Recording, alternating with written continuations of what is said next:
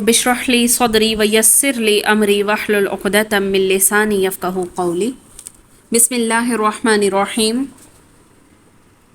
आयत नंबर 95 सूरा अल-अनआम।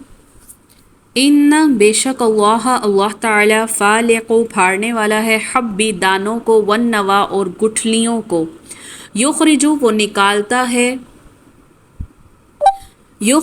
निकालता है हय्या जिंदे को मिनल मय्यिती मुर्दे से व मुखरिजु और निकालने वाला है मय्यिती मुर्दे को मिनल हय्यी जिंदा से। ज़ालिकुम यही है अल्लाह फ़अन्ना पस कहाँ फिर तुफ़कून तुम बहके जाते हो, तुम कहाँ बहके फिरते हो, तुम कहाँ फिरे जाते हो। तो अल्लाह ताला की खालिक व मालिक और कादिर व मुतलक होने की दलील जो बयान की जा रही है कि वो हर किस्म के गल्लों के दानों से फलों की गुठलियों को फाड़ने वाले, और गल्ले के बीज या फल की गुठली जब वो ज़मीन में दब जाता है, जब ज़मीन उस ज़मीन को सैराब किया जाता है तो ये बीज या गुठली फट कर दो हिस्सों में तकसीम होती है। फिर इस एक हिस्से से शाखें निकलती हैं और एक क्या होता है, दूसरे हिस्से से ज़मीन के अंदर जड़ जो है वो बढ़ना शुरू हो जाती है और यही ज़मीन से बाहर निकलता है और फलने फूलने लगता है, इस पर फल फूल लगते हैं और फिर क्या है, जो ज़मीन के नीचे दूसरा हिस्सा है उससे जड़ें निकलती हैं और वो ज़मीन में उसको मजबूत बनाती हैं। दूसरी दलील, एक दलील तो ये बयान हो गई कि वो अल्लाह ताला क्या है, वो बीज को और गुठलियों को फाड़ता है और उससे फिर अनाज पैदा करता है। और दूसरी जो दलील है वो ये कि वो ज़िंदा चीज़ से मुर्दा और मुर्दा चीज़ से ज़िंदा को पैदा करता है। कोई इंसान या कोई दूसरी मखलूक के दोनों काम नहीं कर सकती। फिर सूरत हाल ये है कि अल्लाह के इख्तियार और तसर्रुफ़ में तुम कैसे किसी को शरीक ठहरा सकते हो। फिर मुर्दा से ज़िंदा और ज़िंदा से मुर्दा पैदा करने की बहुत सी मिसालें अल्लाह ताला की तुम्हारे भी सामने हैं। जैसे इंसान को मिट्टी से पैदा किया, वो बेजान था, फिर उसकी तमाम ज़रूरियात इसी मिट्टी से और ज़मीन से वाबस्ता कर दी। खाता है, पीता है, चलता है, कमाई करता है, इसी ज़मीन पर चलता है। फिर इसी ज़मीन पर पौधे दरख्त पैदा कर दिए जिससे तुम क्या करते हो, अपनी खुराक हासिल करते हो। फिर क्या है, मुर्गी से जैसे अंडा पैदा होता है, फिर अंडे से मुर्गी पैदा होती है। तो ज़िंदा से मुर्दा, मुर्दा से ज़िंदा पैदा होने की बेशुमार मिसालें तुम्हारे सामने हैं।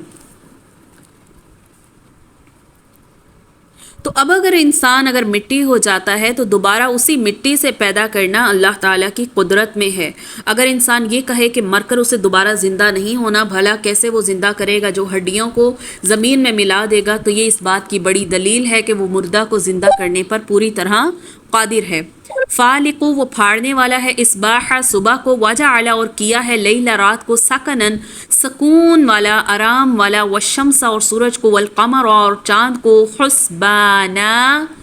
क्या है, शुमार बनाया है, फिरने वाला बनाया है। ज़ालिका ये तक़दीर, ये हुक्म है अज़ीज़िल अलीम, गालिब जानने वाले का। तीसरी दलील जो यहाँ बयान की चाँद और सितारों के मुतालिक कि उन्हें भी अल्लाह ने पैदा किया। तारीक रातों में चाँद जब गायब होता है तो कुछ ना कुछ रोशनी पहुँचाता रहता है जो कि चाँद है।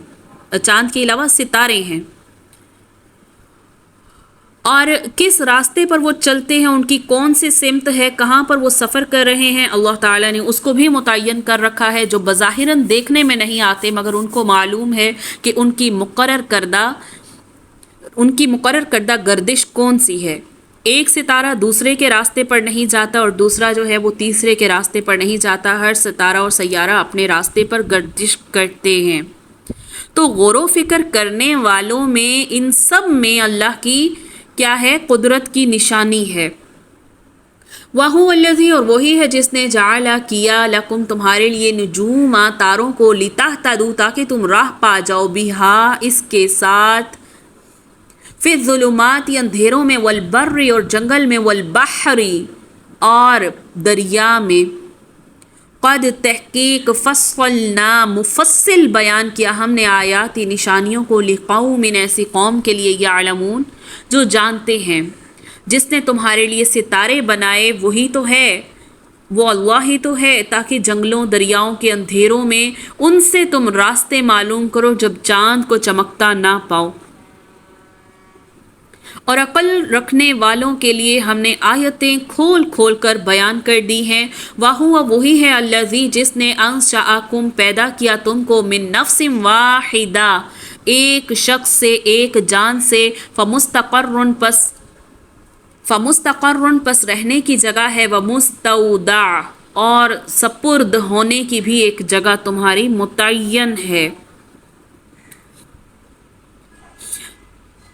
قد فصلنا تحقیق بیان کی ہم نے آیاتی نشانیاں لقوم ایسی قوم کے لیے یفقہون جو فقاہت سے ہے، جو سمجھتے ہیں۔ وَهُوَ اور وہی ہے الذی جس نے انزل اتارا من السماء آسمان سے ماء پانی فاخرجنا پس نکالی ہم نے بھی اس کے ساتھ نباتات کل شیء ہر شے کی، یہاں پر نباتات سے مراد بوٹیاں بھی لے سکتے ہیں۔ فاخرجنا پس نکالا ہم نے منہ اس سے خضرا سبزہ نخرجو ہم نکالتے ہیں منہ اس سے حبا دانے متراکبا ایک پر ایک چڑھا ہوا ومن النخل اور کھجور سے من سے طلعها اس کے گابھے سے یعنی جس کے اندر کھجور لگتی ہے، قنوان خوشے ہیں، دانیات جھکے ہوئے ہیں، وجنات اور باغات ہیں، من اعناب انگوروں کے، والزیتون اور زیتون کے، والرمان اور انار، مشتبہن یکساں ہیں، وغیر متشابہ اور غیر یکساں ہیں، یعنی ایک دوسرے سے ملتے جلتے بھی ہیں اور نہیں بھی ملتے۔ انظروا تو پس دیکھو الی ثمرہ اس کے پھل کی طرف، اذا اثمر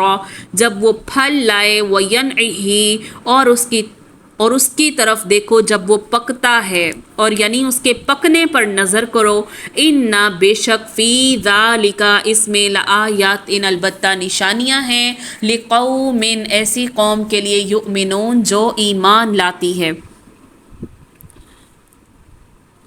وہی تو ہے جس نے آسمان سے پانی برسایا، پھر ہم نے اس کے ذریعے سے ہر طرح کی نباتات کو نکالا، پھر ہم نے اس سے سبز شاخ نکالی اور اس سے ہم اوپر دانے چڑھتے ہوئے نکالتے ہیں، اور کھجور کے درختوں سے کہ ان کے گچھے میں سے خوشے ہیں جو نیچے کو لٹک جاتے ہیں، انگوروں کے باغ، زیتون، انار، ان کے بعض ایک دوسرے سے ملتے جلتے ہیں اور کچھ ایک دوسرے سے ملتے جلتے بھی نہیں ہیں۔ ہر ایک کے پھل کو تو دیکھو جب وہ پھلتا ہے، اس کے پکنے کو تو دیکھو، اس سب میں دلائل ہیں ان لوگوں کے لیے جو ایمان لاتے ہیں۔ یعنی زمین بھی ایک ہے، اس پر برسنے والا پانی بھی ایک جیسا ہے، لیکن زمین سے پیدا ہونے والی نباتات اور پھلوں کے درختوں میں سے ہر ایک کے پھل پر غور کرو، کھجور کے پھل پر اس کی ترکیب کو دیکھو، پھر انگور کو دیکھو جس میں بیج تک نہیں ہوتا، انار کو دیکھو جس کے دانے آپس میں کس طرح جڑے ہوئے ہیں، پھر یہ دیکھو کہ زمین ایک ہے، درخت ایک ہی طرح کا ہے، پانی ایک ہی طرح کا ہے،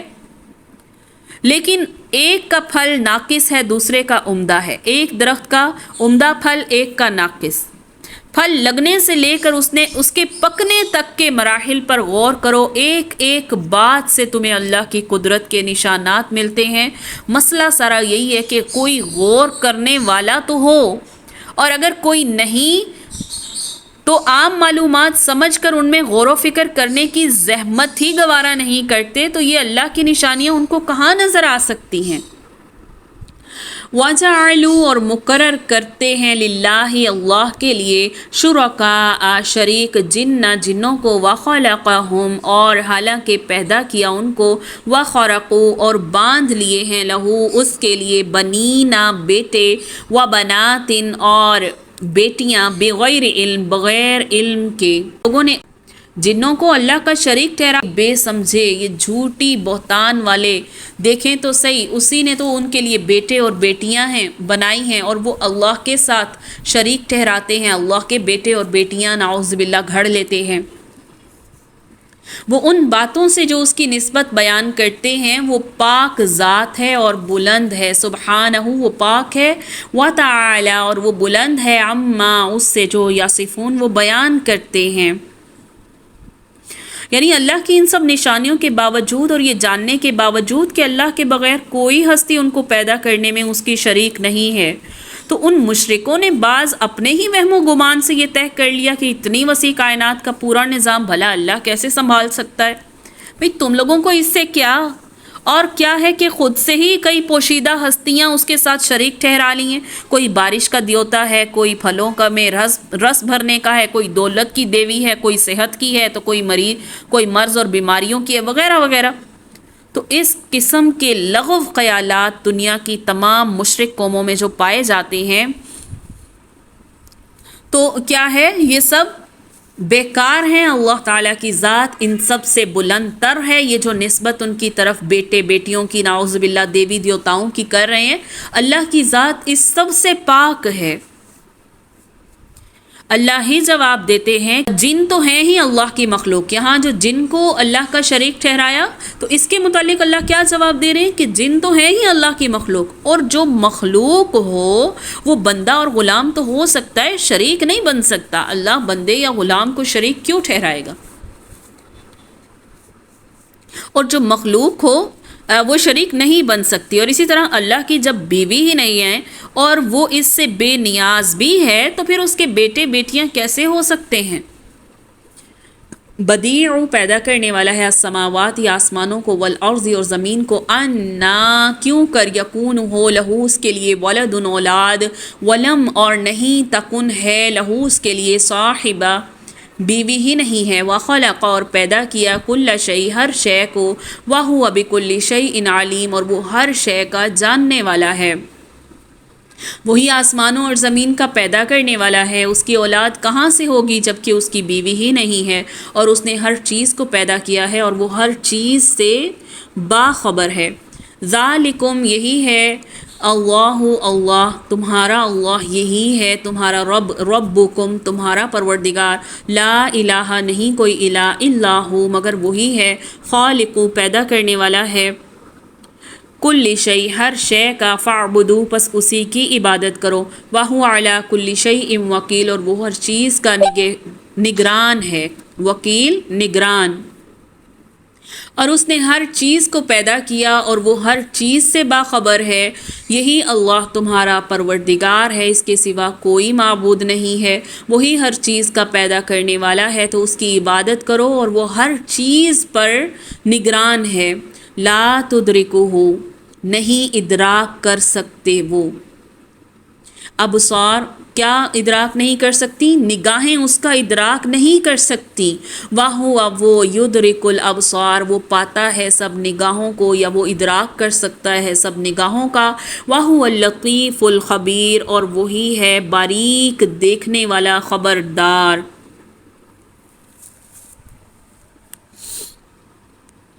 ان تمام چیزوں کو پیدا کرنے والی سب سے عظیم ہستی اللہ ہی کی ہستی ہے، جسے انسان اپنی آنکھوں سے دیکھ نہیں سکتا مگر وہ ہر کسی کو دیکھ رہا ہے۔ تو مسروق بن اجدع کہتے ہیں کہ میں سیدنا عائشہ رضی اللہ عنہ کے پاس بیٹھا تھا، انہوں نے مجھے مخاطب کر کے کہا، ابو عائشہ یعنی مسروق کی کنیت تھی، 3 باتیں ایسی ہیں کہ ان میں سے کوئی بات بھی اگر کسی نے کہی تو اس نے اللہ پر جھوٹ باندھا۔ جس نے کہا کہ محمد صلی اللہ علیہ وسلم نے شب معراج میں اپنے رب کو دیکھا، اس نے اللہ پر بڑا جھوٹ باندھا، کیونکہ اللہ تعالیٰ فرماتا ہے لا تدرکہ الابصار وہو یدرک الابصار وہو اللطیف الخبیر۔ تو امیر المؤمنین اب یہاں پر کیا ہے، اس وقت وہ کہتے ہیں کہ میں اس وقت تکیہ لگائے ہوئے تھا، میں اٹھ کر بیٹھ گیا اور کہا، امیر المؤمنین جلدی نہ کیجیے، کیا اللہ تعالیٰ نے یہ نہیں فرمایا وَلَقَدْ رَآهُ نَزْلَةً أُخْرَى؟ تو سیدنا عائشہ فرماتی ہیں اللہ کی قسم میں نے اس بارے میں رسول اللہ صلی اللہ علیہ وسلم سے پوچھا تھا، تو آپ صلی اللہ علیہ وسلم نے فرمایا وہ تو جبرائیل تھے جنہیں میں نے دیکھا تھا،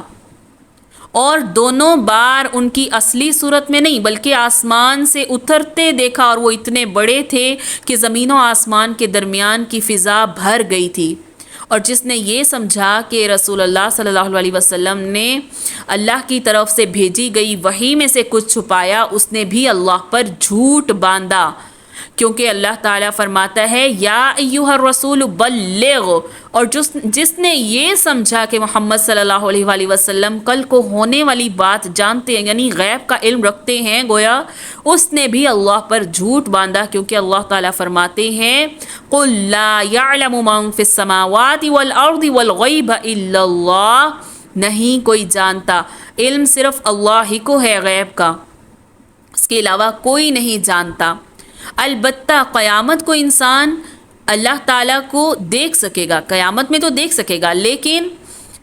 جیسا کہ یہ آیات میں ذکر کیا اور احادیث سے بھی ثابت ہے، لیکن اللہ تعالیٰ کی ذات ایسی ہے جو کائنات کی رتی بھر چیز بھی اس کی نظر سے غافل نہیں ہے، وہ ہر لمحے ان کی خبر گیری کر رہا ہے، ان کی چھوٹی موٹی ضرورت کو پورا کرتا رہتا ہے۔ قد تحقیق جاءکم، آئی ہیں تمہارے پاس، بصائر، یہ دلائل آئی ہیں، من ربکم، تمہارے رب کی طرف سے، فمن، پھر جس نے ابصر، دیکھ لیا، فلنفسی، پس اپنی جان کے لیے، ومن، اور جو کوئی عامی یا اندھا ہوا، فعلیہا، تو وہ بھی اس کی جان کے لیے ہی ہے۔ وما انا، اور نہیں میں، علیکم، تمہارے اوپر، بحفیظ، نگہبان نہیں ہوں۔ کیا فرمایا کہ اے محمد صلی اللہ علیہ وسلم ان سے کہہ دو کہ تمہارے پاس رب کی طرف سے روشن دلائل پہنچی ہیں، تو جس نے ان کو آنکھیں کھول کر دیکھا اس نے اپنا ہی بھلا کیا، فلی نفس ہی، تو یہ اس کے اپنی ہی جان کے لیے بھلا ہے، ومن عمی فعلیہا، اور جس نے دیکھے اندیکھا کر دیا، یعنی جو اندھا بنا رہا، اس نے بھی اپنے حق میں ہی برا کیا ہے، اور میں تمہارا نگہبان نہیں ہوں۔ وَكَذَلِكَ، اور اسی طرح، نصرف، ہم بیان کرتے ہیں آیات، نشانیاں، وَلِيَقُولُوا، تاکہ کہیں وہ، وَلِيَقُولُوا، تاکہ وہ کہیں، درستہ، پڑھا ہے تو نے کسی سے، درس سے ہے نا، درس سبق کو کہتے ہیں، تو پڑھا ہے تو نے کسی سے، وَلِنُبَيِّنَهُ، تو تاکہ بیان کریں ہم اسے، لِقَوْمٍ، ایسی قوم کے لیے، يَعْلَمُونَ، جو جانتے ہیں، اتبع، پیروی کر، ما، اس کی جو، اوحیا، وحی کی گئی، لئی کا، آپ کی طرف، میں ربک، آپ کے رب کی طرف سے، لا الہ، نہیں کوئی الہ، الا ہو، مگر وہی ہے، وَأَعْرِضْ، اور منہ پھیر لے، عن المشرکین، شرک کرنے والوں سے۔ پچھلی آیت میں کیا فرمایا کہ قرآن آپ نے کس سے سیکھا، یعنی کہتے ہیں نا کہ ہم نے، تو نے کسی سے پڑھا ہے، تو اللہ تعالیٰ کے وجود اور اس کی معرفت کے لیے بہت سے ایسے دلائل ذکر کر دیے گئے ہیں کہ اگر کوئی شخص ان میں غور و فکر کرے گا تو یقیناً وہ حقیقت کو پا لے گا، اور اسی میں اس کا بھلا ہے، اور جو خود ہی کچھ نہیں سمجھنا چاہتا وہ خود ہی اس کا نقصان برداشت کرے گا، یعنی جو پیچھے آیا نا کہ وہ اپنے ہی نفس کا بھلا کرے گا اور اپنے ہی نفس کے لیے برا کرے گا۔ اس کے بعد یہ کلام عرب کا، یعنی عربی زبان میں قرآن ہے، لیکن یہ اتنا فصاحت اور بلاغت پر مشتمل ہے کہ رسول اللہ صلی اللہ علیہ وسلم یہ فرما رہے ہیں کہ جو لوگ ان بصیرت افروز دلائل میں غور و فکر کی زحمت ہی گوارا نہیں کرتے، تو میرے ذمے یہ ڈیوٹی نہیں ہے کہ میں یہ دلائل ایسے لوگوں کو دکھا کے یہ سمجھا چھوڑوں، میرا کام یہ نہیں ہے، میں نگران نہیں ہوں کسی پہ، میں کسی کا نگہبان مقرر نہیں کیا گیا، میں نے بتا دیا جو عقل رکھتا ہے اپنی عقل کی بنا پر غور و فکر کرے۔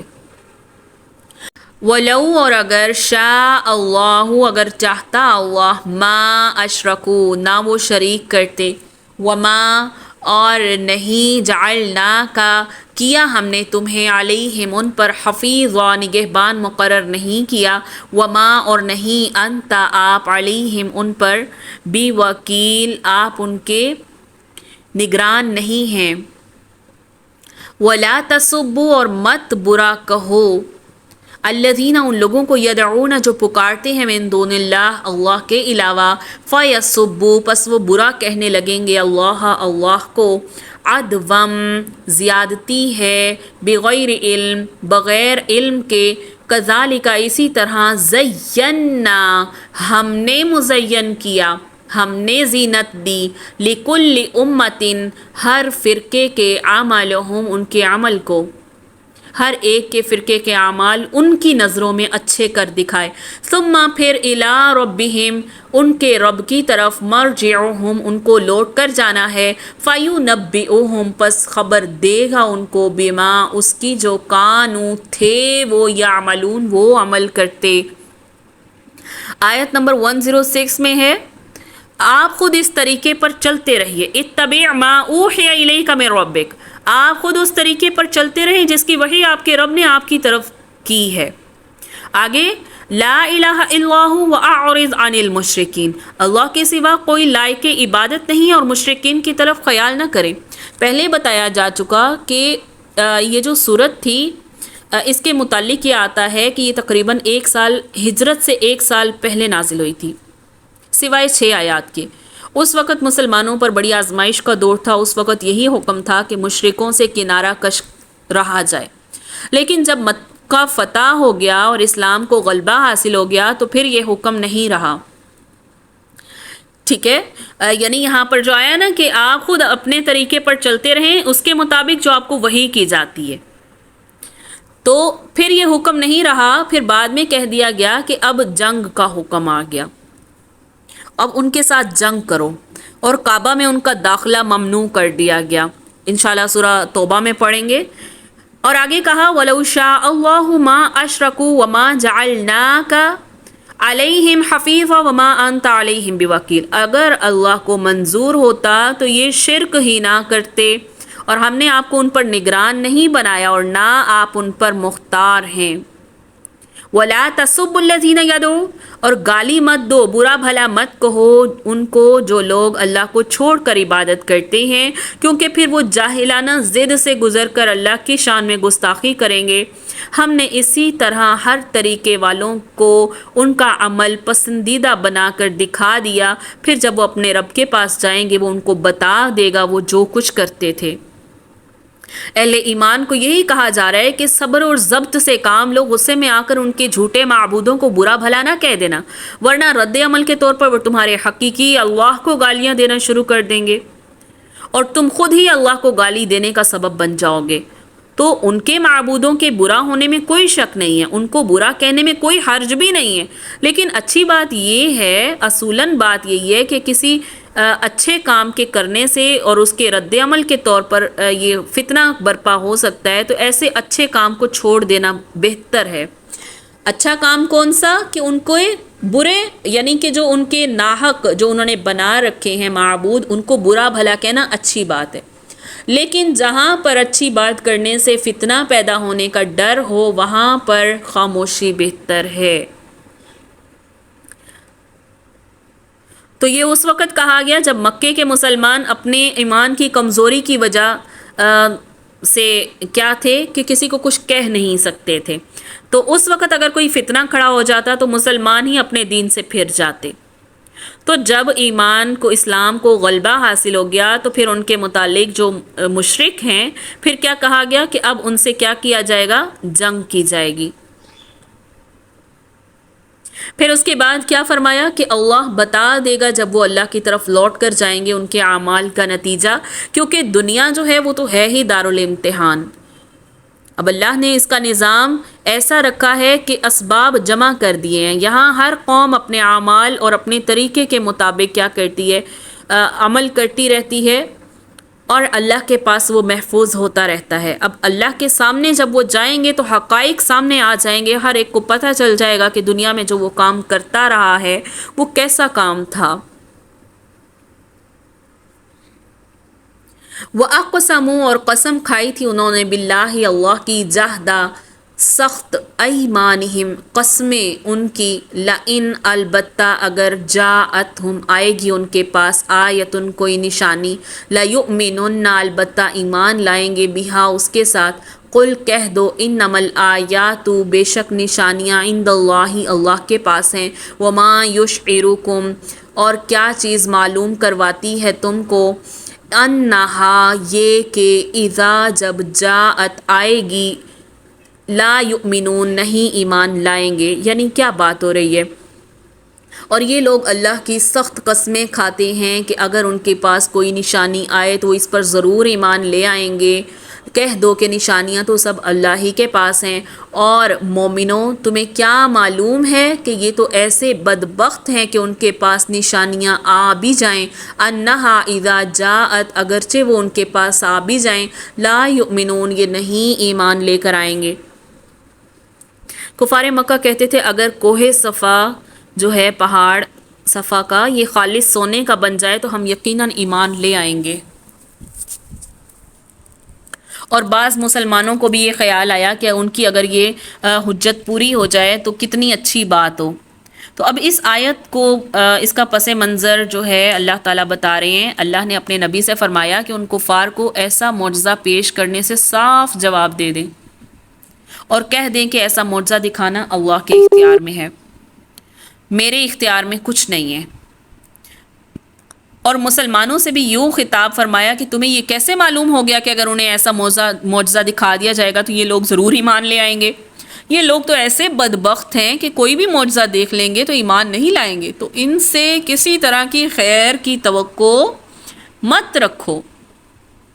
وَنُقَلِّبُ اور پھیر دیں گے ہم أَفْئِدَتَهُمْ ان کے دلوں کو، وَأَبْصَارَهُمْ اور ان کی نظروں کو، کما جیسے لم یؤمنوا نہیں ایمان لائے بھی اس کے ساتھ اول مرہ پہلی مرتبہ، وَنَذَرُهُمْ اور چھوڑ دیں گے ہم ان کو فی طغیانہم ان کی سرکشی میں، یعمہون وہ بہکتے جائیں گے۔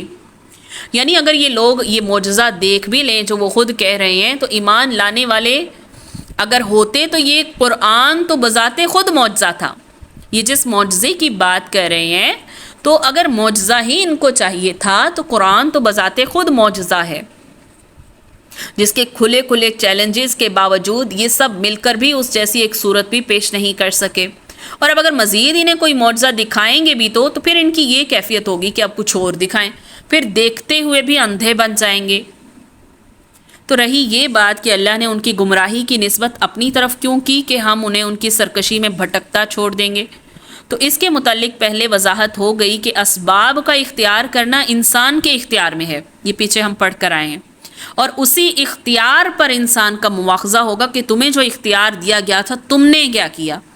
اب ان اسباب کے نتائج تو نتائج پیدا کرنا یہ اللہ کے اختیار میں ہے، تو اس لیے نتائج کی نسبت اللہ کی طرف ہو سکتی ہے اور عمل کرنے والوں کی طرف بھی، اور قرآن میں یہ دونوں صورتیں موجود ہیں۔